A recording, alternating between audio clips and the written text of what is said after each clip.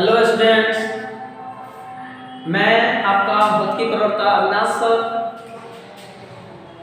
पिछले क्लास में हम लोग चैप्टर इंट्रोडक्शन किए थे और आज से स्टार्ट करने जा रहे हैं क्लास 12 का चैप्टर 1 और उसका भाग 1। इसको कई भागों में पढ़ेंगे। अभी चैप्टर 1 चल रहा है, इसको अनेकों भाग में पढ़ा जाएगा। तो देखिए, हमारा जो पहला जो चैप्टर है, जो लेसन 1 है, लेसन 1 का भाग 1।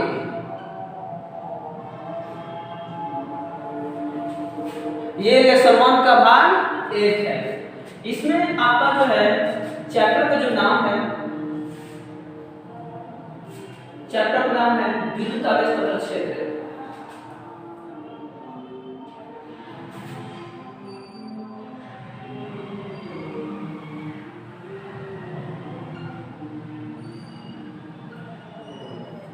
विद्युत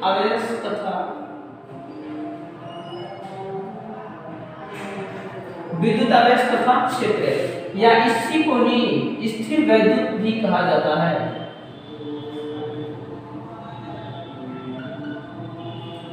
स्थिर वैद्युत, विद्युत आवेश तथा क्षेत्र या स्थिर वैद्युत कहा जाता है। इंग्लिश में आप लिखें तो electric charge and field.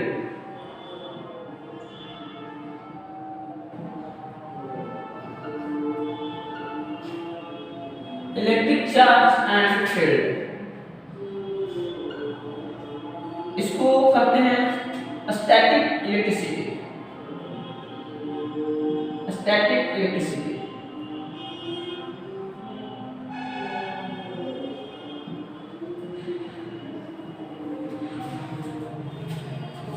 Electric charge and field, static electricity. अब देखिए, यहां से हम लोग स्टार्ट करने जा रहे हैं। मैं कोई भी चैप्टर को पढ़ाता हूं तो सबसे पहले उसका जो हेडिंग होता है, उस हेडिंग को पहले समझाता हूं। पहले मैंने कि विद्युत क्या है, आवेश क्या है, उसका क्षेत्र क्या है और इसको स्थिर वैद्युत क्यों कहा जाता है। तो सबसे पहले हम इसको पढ़ेंगे। अगर कोई भी चैप्टर आप लोग अगर घर पे पढ़ते हो तो सबसे पहले उसका जो मेन फैक्ट होता है, जो उसका हेडिंग होता है, उसके बारे में जानना सबसे पहले जरूरी होता है। यदि आप उसके बारे में नहीं जानेंगे तो कहीं ना कहीं हम लोग पूरे चैप्टर को हम समझ नहीं पाएंगे अच्छा से। तो आइए देखते हैं विद्युत आवेश क्या, विद्युत क्या है, आवेश क्या है, क्षेत्र उसका कैसे क्या है, उससे उसको स्थिर वैद्युत क्यों कहते हैं। अब देखिए, इसके बारे में कुछ कहानियां हैं, तो कहानियां पूरा एक्सप्लेन नहीं करके कुछ शॉर्टली कहानी बताएंगे, उसके बाद में चैप्टर हम आएंगे। देखिए, विद्युत की जो कहानी है ये सदियों पुराना है। लगभग 600 ईसा पूर्व की ये कहानी है। 600 ईसा पूर्व में एक यूनानी दार्शनिक थे जिनका नाम था थेल्स। एक यूनानी दार्शनिक थे, यूनानी दार्शनिक थे जिनका नाम था थेल्स। इन्होंने अपने जीवन में एक अजीब घटनाएं देखी। सबसे पहले उन्होंने देखा कि एम्बर नामक का पदार्थ, कौन सा पदार्थ, एम्बर नाम का एक पदार्थ को जब ऊन से रगड़ा, एम्बर नामक पदार्थ को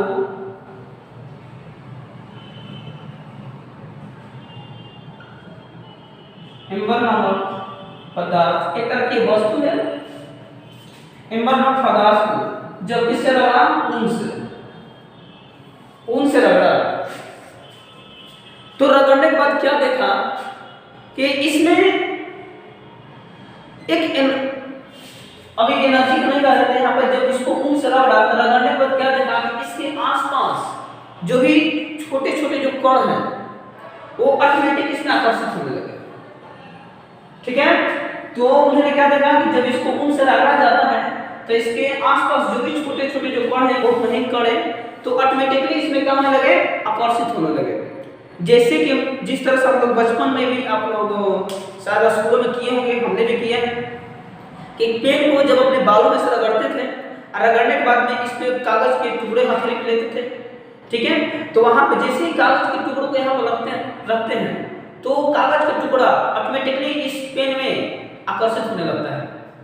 तो एक तरह का वो विद्युत ही है, ठीक है। तो वहां पर वो एक तरह की एनर्जी है, ठीक है। उस एनर्जी को अलग नाम दिया गया। तो सबसे पहले क्या यूनानी दार्शनिक थे जिनका नाम था थेल्स, उन्होंने एम्बर नामक पदार्थ को ऊन से रगड़ा और रगड़ने के बाद क्या देखा कि उसके आसपास जो छोटे छोटे कण हैं वो ऑटोमेटिक इस पदार्थ पे क्या होने लगे, आकर्षित होने लगे, सटने लगे।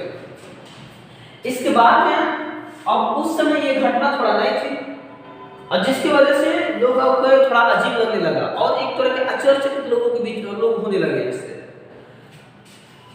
अब देखिए इसके बाद में ये चीज अब पुरानी होती गई, अब इसके बाद में अब धीरे धीरे इसकी कहानी खत्म होने लगा। लेकिन अब फिर कहानी स्टार्ट होती है। वो स्टार्ट करने वाले थे एक वैज्ञानिक थे इंग्लैंड के वैज्ञानिक थे। वो एक तरह का चिकित्सक थे जिसका नाम था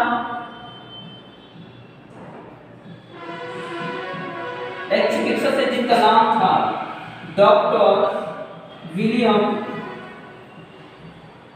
गिलबर्ट।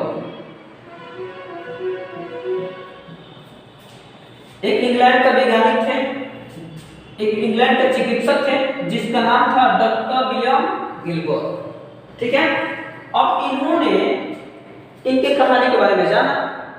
ये कौन की बात है? ये है 16वीं शताब्दी की, ये है 16वीं शताब्दी।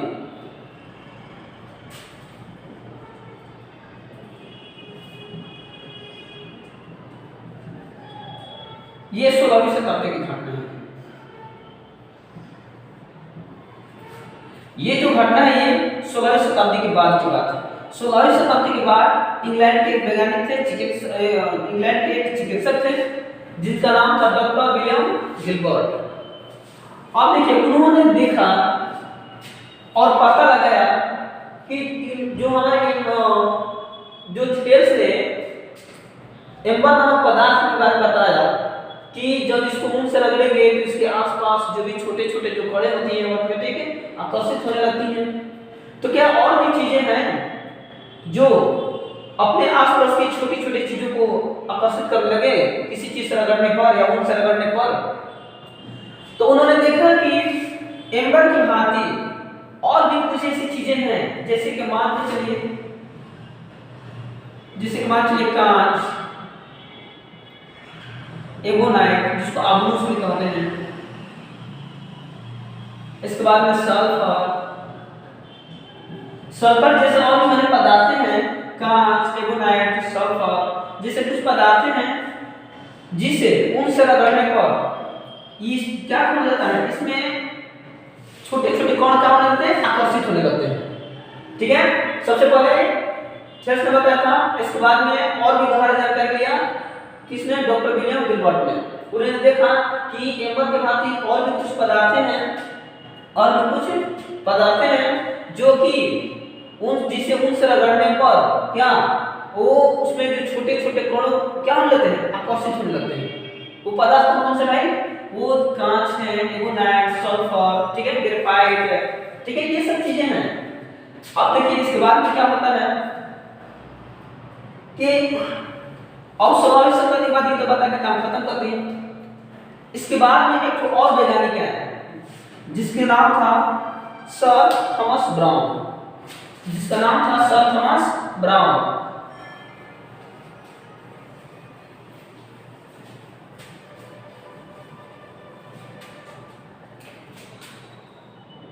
सोलहवीं शताब्दी के बाद एक वैज्ञानिक है 1646 ईस्वी में, 1646 ईस्वी में सर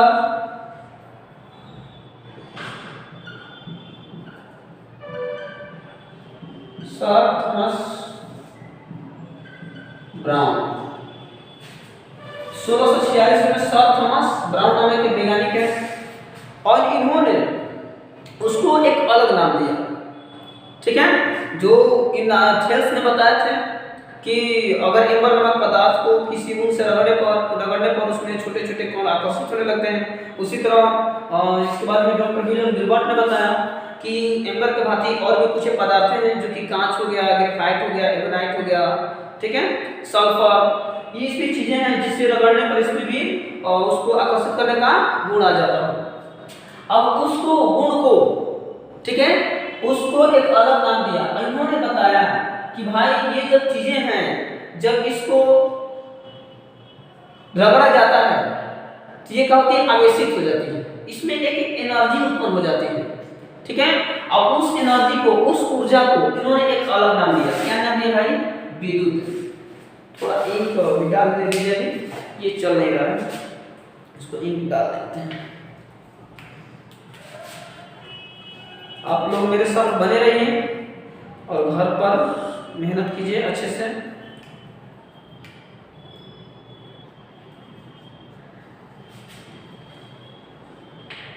ताकि मुझे भी पढ़ाने में अच्छा लगे। जिस तरह से मैं आप लोगों के लिए मेहनत कर रहा हूँ, उसी तरह आप लोग भी अपने घर पर मेहनत कीजिए, अपने माता पिता। ठीक है,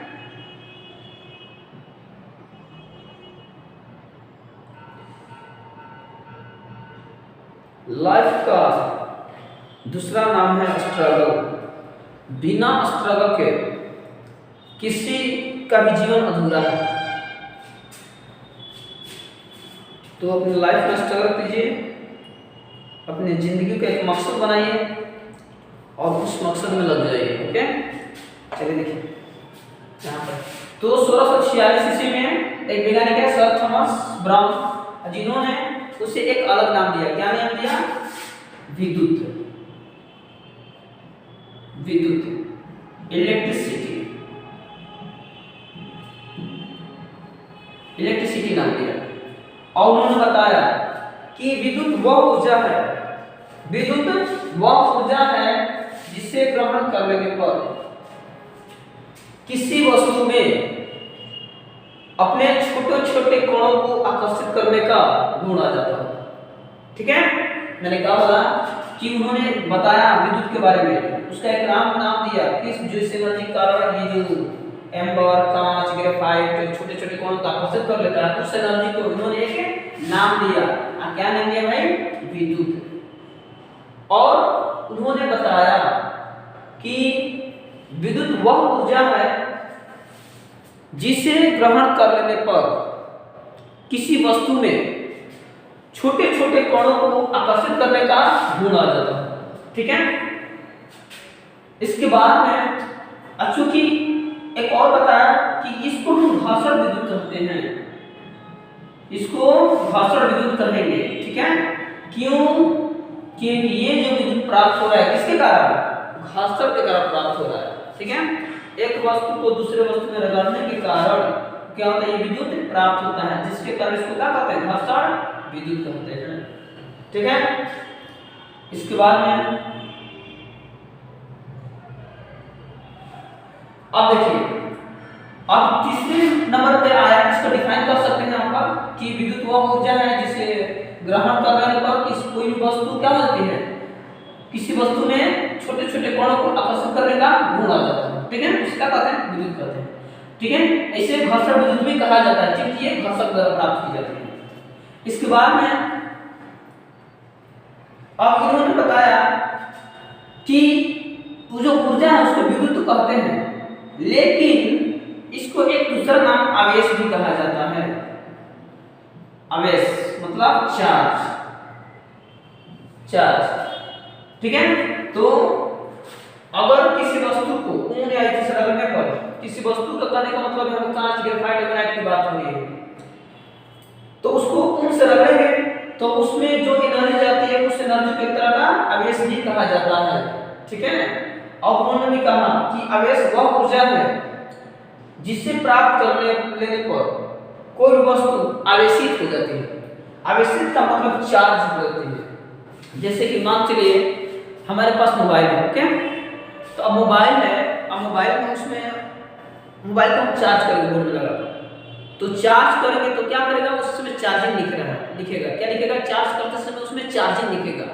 ठीक है, तो चार्जिंग लिखेगा, जैसे ही चार्ज हो जाएगा तो लिखेगा क्या, तो लिखेगा चार्ज। क्या लिखेगा, चार्ज। स्टार्टिंग में लिखेगा चार्जिंग।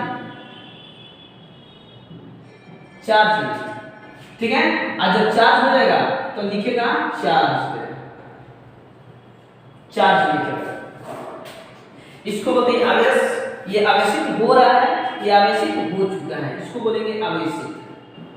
आवेशित मतलब जो चार्ज के रूप में इलेक्ट्रॉन जाता है, वो इलेक्ट्रॉन चला जाता है, उसको बोलते हैं आवेशित। जब चार्ज हो जाएगा तो बोलेंगे आवेशित। इसी का एक और नाम दिया गया है जिसका नाम है विद्युन्मय। आवेशित को विद्युन्मय भी कहा जाता है। ठीक है, अब यहां पर देखिए, तो मैंने कहा था कि यहां पर विद्युत का डिफिनेशन हो गया। ठीक है, आवेश को डिफिनेशन डिफाइन कैसे कीजिएगा, आवेश लेकर डैश देकर लिखिएगा कि आवेश वह ऊर्जा है जिसे प्राप्त कर लेने पर कोई वस्तु विद्युत में हो जाती है या आवेशित हो जाती है। ठीक है, अब चूंकि बात क्या है कि ये जो आवेश है या ये जो विद्युत है, ये गति करने वाला विद्युत नहीं है। ठीक है, जिस तरह का आप लोग विद्युत धारा होते हैं उसमें क्या होता है, आवेश का प्रवाह होता है, लेकिन इसमें आवेश का प्रवाह नहीं होता, आवेश स्थिर होता है। आवेश स्थिर होगा तो कहीं ना कहीं इसके चारों में जो ऊर्जा है वो स्थिर होगी, और वो ऊर्जा तो विद्युत है। यहाँ पर विद्युत वो है, विद्युत जो है वो एक स्थिर रूप में रहता है। ठीक है, स्थिर रूप में रहने के कारण, ठीक है, इसको हम कहते हैं स्थिर विद्युत। ठीक है, इसका जो एरिया है, इसका जो विद्युत क्षेत्र जो है वो स्थिर होगा, फ्लो नहीं करेगा। ठीक है, स्थिर होने के कारण इसको कहते हैं स्थिर वैद्युत। ठीक है, वह वैद्युत जो फ्लो नहीं करता वो स्थिर होता है। ठीक है, अब देखिए, अब हम बात करते हैं, तो आवेश को तो बात कर रहे हैं। आवेश वह ऊर्जा है जिसे ग्रहण करने पर कोई वस्तु विद्युत में हो जाती है। अब देखिए, अभी जितने वैज्ञानिक आए या दार्शनिक आए, ये थेल्स, डॉक्टर विलियम गिलबर्ट, इसके बाद में सर थॉमस ब्राउन, ये सिर्फ नाम दे दिया, सर थॉमस ब्राउन ने नाम दे दिया। ठीक है, लेकिन ये सिस्टमैटिक तरीके से जानकारी उन्होंने नहीं दिया। ठीक है, तो एक प्रथम वैज्ञानिक थे, ये प्रथम वैज्ञानिक थे जिनका नाम था बेंजामिन फ्रैंकलिन। ठीक है, एक फर्स्ट वैज्ञानिक हुए ये, जो कि कहने का मतलब बेंजामिन फ्रैंकलिन फर्स्ट वैज्ञानिक हुए जो कि विद्युत और आवेश, ये जो आवेश है या विद्युत है उसके बारे में एक सिस्टमैटिक तरीके से जानकारी दी, अपने लैब में परीक्षण किया था। ठीक है, तो मैंने कहा अगर क्वेश्चन आ जाए ऑब्जेक्टिव में कि वो कौन से वैज्ञानिक थे जो आवेश के बारे में सिस्टमैटिक तरीके से बताया या विद्युत के बारे में सिस्टमैटिक तरीके से बताया, तो फर्स्ट वैज्ञानिक थे हमारा बेंजामिन फ्रैंकलिन। बेंजामिन फ्रैंकलिन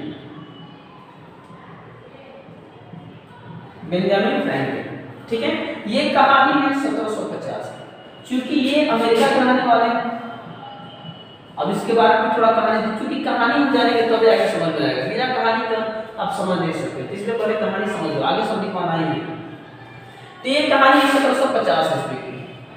ठीक है, अब 1750 में इनके जीवन में कुछ अजीब घटना हुई।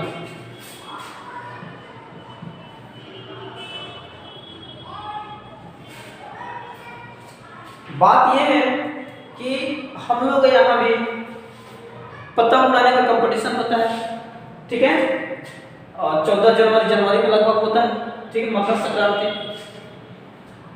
संक्रांति में ये पतंग उड़ाने का क्या होता है, कंपटीशन होता है। उसी प्रकार अमेरिका में भी पतंग उड़ाने का क्या होता है, कंपटीशन होता है। तो उस कंपटीशन में बेंजामिन फ्रैंकलिन ने भी भाग लिया था। ठीक है, अब चूंकि उस दिन जो ये कंपटीशन हुआ था, उस दिन कुछ अलग ही हमारे ये वायुमंडल में मौसम बने हुए थे। बात यह है कि उस दिन जो मौसम था बादलनुमा था, नमी थी, हवाएं भी हल्का हल्का चल रही थी, थोड़ा थोड़ा हवाएं भी चल रही थी और उस हवाओं में ये पतंग उड़ा रहे थे।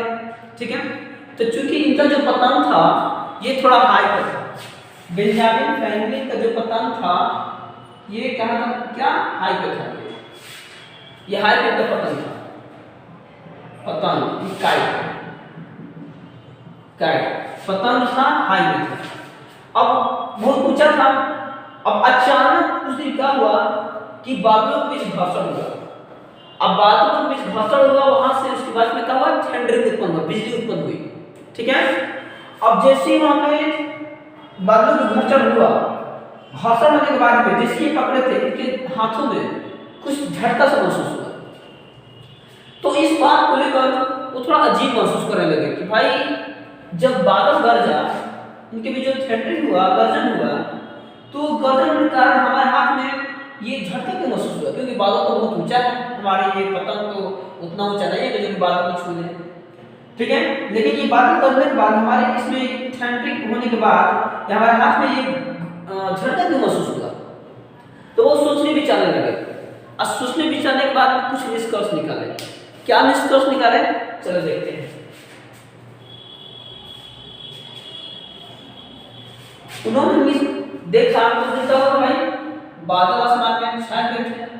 अब बादलों के बीच क्या हुआ था, घर्षण हुआ था। ठीक है, अब घर्षण होता तो ये चमक आती, चमक आने के बाद क्या होता है, साउंड आती है, आवाज, गर्जन होती है, डायरेक्ट गर्जन होती है। ठीक है, तो ये तीन स्टेप आप लोग जानते हैं, सबसे पहले चमक, उसके बाद गर्जन होता है। अब देखिए बात ये है कि ये जो उन्होंने कहा, एक्सपेरिमेंट करने के बाद उन्होंने देखा कि जो चमक जो होती है, लाइट, वास्तव में जिससे कि बादलों में जब घर्षण होती है एक चमक उत्पन्न होती है, लाइट उत्पन्न होती है, तो वास्तव में ये लाइट नहीं होती है, ये एक तरह का क्या होती है, बिजली होती है, इलेक्ट्रिसिटी होती है, एक तरह इलेक्ट्रिसिटी होती है, यानी विद्युत। ये जो हम देखते हैं लाइट, वास्तव में ये लाइट नहीं है, एक तरह का है, बिजली है, बिजली है, मतलब इलेक्ट्रिसिटी। अब देखिए, अब उन्होंने क्या कहा कि सबसे पहले जिस थॉमस ब्राउन ने बताया था कि विद्युत एक तरह की ऊर्जा है, इस बात को बेंजामिन फ्रैंकलिन ने भी स्वीकार किया कि नहीं, ये विद्युत है, ऊर्जा के रूप में। ये ऊर्जा कहां से प्राप्त होता है, बादलों के बीच होने वाले घर्षण के कारण ये ऊर्जा प्राप्त होता है। ठीक है, अब इस तरह से उन्होंने अपने लैब में परीक्षण किया। परीक्षण कैसे किया भाई, देखिए दो स्टेप में परीक्षण किया। तो सबसे पहले देखिए उन्होंने क्या किया कि एक कांच लिया। ठीक है, जिस तरह उन्होंने बताया था ना कि कांच हो या ग्रेफाइट हो या ये एबोनाइट हो या सल्फर हो, इन सब चीजों को अगर उनसे रगड़े या बिजली के खाल से रगड़े, तो रगड़ने के बाद क्या होता है, इसमें एक एनर्जी आती है, एक ऊर्जा आती है, और अपने आसपास छोटे छोटे जो वस्तु या कोई भी वस्तु है उसको अपने ओर आकर्षित करने की कोशिश करने लगता है। तो उन्होंने देखा कि सब पहले कहानी पढ़ने के बाद ही सब एक्सपेरिमेंट किया, सब देखा, पहले घटनाओं के बारे में अध्ययन करने के बाद ही एक्सपेरिमेंट किया। उन्होंने देखा कि जितने वैज्ञानिक थे सब तो ऐसे समझता है, तो चलो उसको एक्सपेरिमेंट को आगे बढ़ाते हैं। ठीक है, तो उन्होंने क्या कहा, सबसे पहले एक कांच लिया, कांच का टुकड़ा लिया, एक कांच का टुकड़ा लिया, ऐसा मान लीजिए कांच का टुकड़ा लिया, ये हमारा है कांच। ठीक है, इसको क्या किया, रेशम के कपड़ों से रगड़ा। किसके कपड़ों से, रेशम के कपड़े से रगड़ा। रगड़ने के बाद इसको स्वतंत्र मान चलिए लटका दिया, इसको ये स्वतंत्र लटका दिया। इसके बाद में एक और पदार्थ लिया जिसका नाम था एमोनाइट। एक और पदार्थ जिसका नाम था ये एमोनाइट है। एमोनाइट एक तरह का लकड़ी है पदार्थ है, एमोनाइट। एमोनाइट इसको क्या किया, इसको रेशम से रगड़ा, इसको क्या किया, बिल्ली के खाल से रगड़ा। एमोनाइट को किससे, बिल्ली के खाल से, बिल्ली के जो ऊपर वाला होता है ना ये चमड़ा वगैरह, उससे रगड़ा रगड़ा। और रगड़ने के बाद इस सूत्र प्लग क्या करिए, ये लटका दिया। लटकाने के बाद में उन्होंने क्या देखा देखा कि ये कांच और ये गोनाइट के बीच एक तरह का क्या होने लगा, आकर्षण होने लगा, मतलब एक दूसरे को आकर्षित करने लगे। इन दोनों के बीच आकर्षण उत्पन्न होने लगा। ठीक है, फिर से कांच को रेशम के कपड़ों से लटकाया, इसके बाद में एगोनाइट को बिल्ली के खाल से रगड़ा, बिल्ली के खाल से रगड़ कर लटका दिया। लटकाने के बाद में क्या होता है कि ये एक जो पास जो लटकाया जाता है, पास में लटकाते हैं, ठीक है, ये ऑटोमेटिकली इनके बीच में क्या होता है, आकर्षण होने लगता है, मतलब अट्रैक्शन। एक दूसरे को अट्रैक्ट करने लगता है, मतलब इनके बीच में अट्रैक्शन होने लगता है। अब इसके बाद में क्या किया कि अब यहाँ पर एक कांच लिया, दूसरे स्टेप में क्या किया, एक कांच लिया,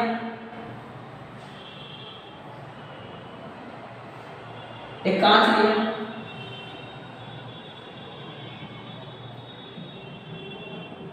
इसको रेशम के कपड़े से बांधकर फिर वही उसी चीज को दोहराया उन्होंने, इसको रेशम के कपड़े से रगड़कर लटका दिया। इसके बाद में दूसरा बार में क्या लिया, कांच ही लिया, दूसरा बार में कांच ही लिया। यहाँ पर एमराइट भी ले सकते हैं, एमराइट या कांच, ठीक है। दूसरे बार में भी कांच ही लिया। अब इसको भी रेशम के कपड़े से लटका दिया, धागे से लटका दिया, ठीक है। लटकाने के बाद क्या होता है, क्या देखा कि इन दोनों के बीच में विकर्षण होने लगा, मतलब विकर्षण रिपल्सन, यानी एक दूसरे को रिपेल करने लगा एक तरह।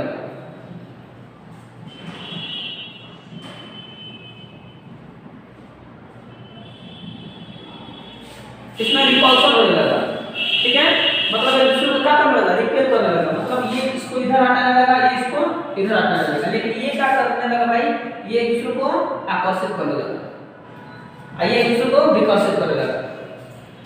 अब देखिए उन्होंने और भी बताया, तो सब थॉमस ब्राउन ने बताया था कि विद्युत क्रिया क्या होता है, आवेश होता है, ठीक है, और वो आवेश प्राप्त करने पर क्या होता है, कोई वस्तु आवेशित हो जाती है। तो अब इसको जब रेशम कपड़े से रख रहे तो भी आवेशित हुआ, इसको बिल्ली के खास होते भी आवेशित हुआ। जब दोनों को पास लाया तो दोनों में क्या हुआ, आकर्षण होने लगा, ठीक है। इसको अब लेकिन दूसरा स्टेप में क्या किया, दूसरा स्टेप में क्या किया कि कांच को भी रेशम के कपड़े से रगड़कर लटकाया, फिर उसी प्रकार दूसरे कांच को भी रेशम के कपड़े से रगड़कर धागे से क्या किया, लटकाया। लटकाने के बाद में क्या देखा कि इन दोनों के बीच में क्या होने लगा, विकर्षण, मतलब ये दोनों कांच एक दूसरे को प्रतिकर्षित करने लगे, ठीक है, रिपेल करने लगे। अब देखिए ये भी आवेशित है, ये भी क्या है, आवेशित है, मतलब इसमें भी आवेश, इसमें भी आवेश जा रहा है, इसमें भी आवेश जा रहा है, आवेश से कारण सब हो रहा है, आवेश का मतलब एक तरह का विद्युतीय होता है, ठीक है। अब बात ये है, ध्यान दीजिए कि इस तरह से उन्होंने निष्कर्ष का निकाला भाई कि यहाँ पे जब कांच है, एगोनाइट है, ये भी आवेशित है, ये भी आवेशित है, लेकिन इन दोनों के बीच में आकर्षण हो रहा है, ये भी आवेशित वस्तु है, ये भी आवेशित वस्तु है, लेकिन इनके बीच में क्या हो रहा है, विकर्षण हो रहा है, क्योंकि ये दोनों कांच है, ये दोनों क्या है, ये दो अलग अलग पदार्थ, ये कांच, ये एगोनाइट, ठीक है।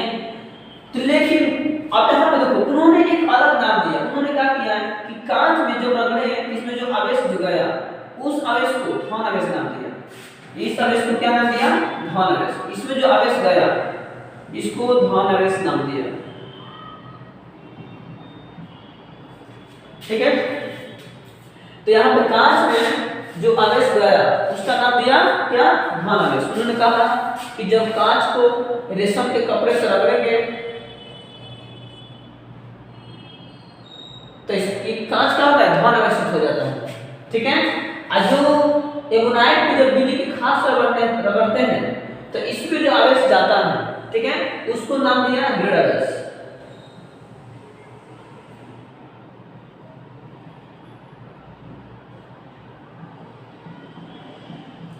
इसमें जो आवेश गया, ठीक है, जब बिल्ली के खास रग रहे हैं इसमें जो आवेश गया, उस आवेश का क्या नाम दिया, ऋण आवेश नाम दिया, ठीक है।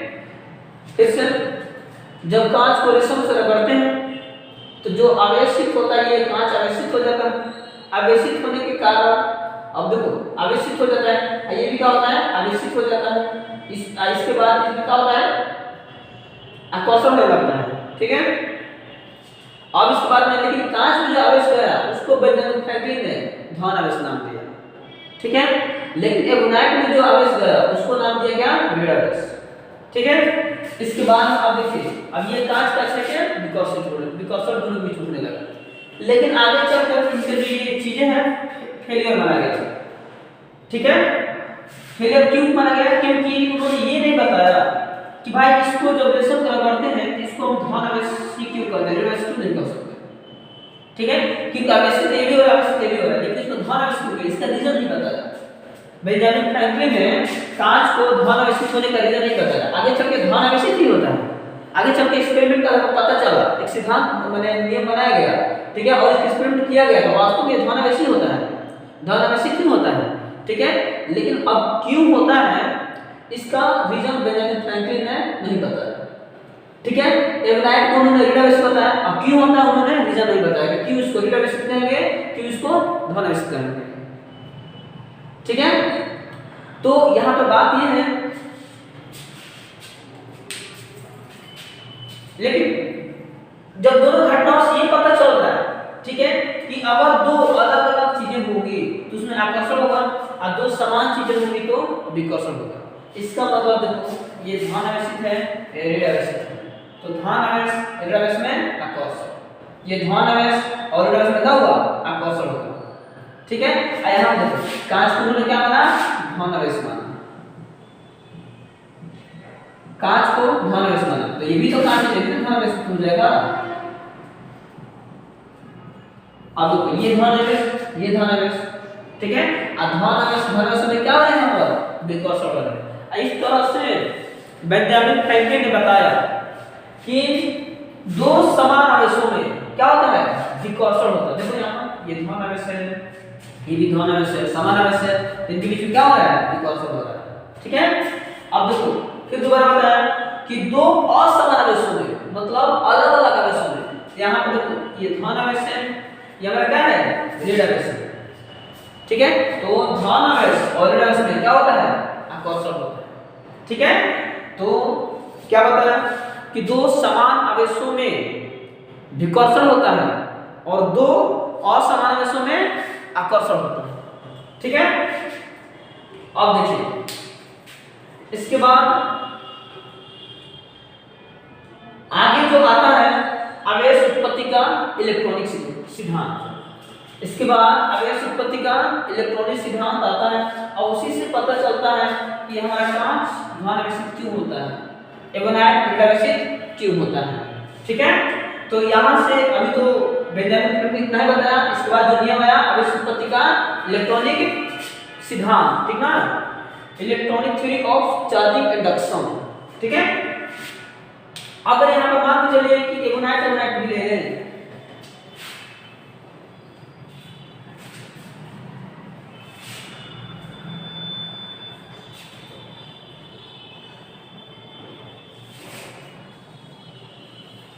अगर मान के चले कि एबोनाइट ले लें, मान चलो यहाँ पर एबोनाइट है इस तरह से,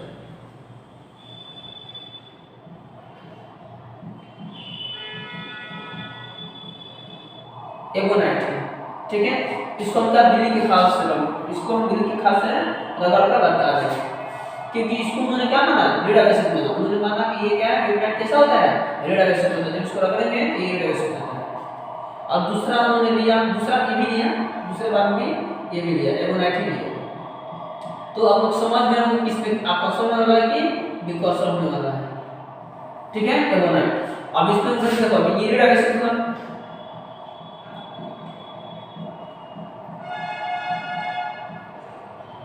ये भी क्या हो जाएगा, रीड आवेशित होगा। अब बताओ ये रीड आवेशित दोनों में क्या होगा, दोनों में विकर्षण होगा, दोनों में क्या होगा, विकर्षण होगा, यानी रिपल्शन, दोनों में विकर्षण होगा। ठीक है, तो अब ये रीड आवेशित क्या है, ये रीड आवेशित क्यों नहीं है, इसको हम पढ़ेंगे आवेश उत्पत्ति के इलेक्ट्रॉनिक सिद्धांत में। ठीक है, तो उम्मीद है कि आप लोगों को इतना जो बताया है वो समझ में आया होगा। ठीक है, तो आज के लिए इतना ही। आप लोग जोर शोर से लगिए 12th क्लास की तैयारी में, ठीक है, और मेहनत कीजिए घर पर। तो आज के लिए इतना ही। Thank you so much.